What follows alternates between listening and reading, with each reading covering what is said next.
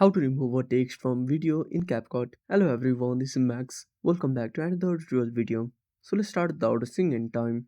Also make sure to watch this video till the end. So first of all, open up CapCut on a device. Now tap on new project. Now select a video and click on add. Now the first method is select the clip on the video. Now scroll to the right and tap on transform. Now simply tap on resize.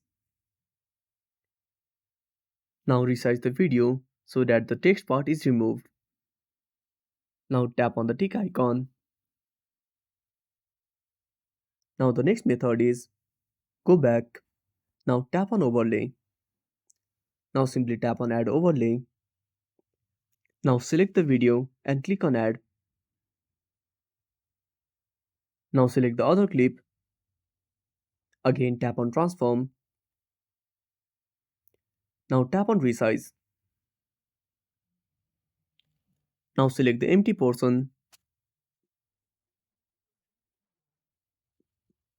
and tap on OK. Now place the overlay over the text. Now go back and that's it. Thanks for watching. Make sure to subscribe our channel and hit the bell icon. See you in the next video.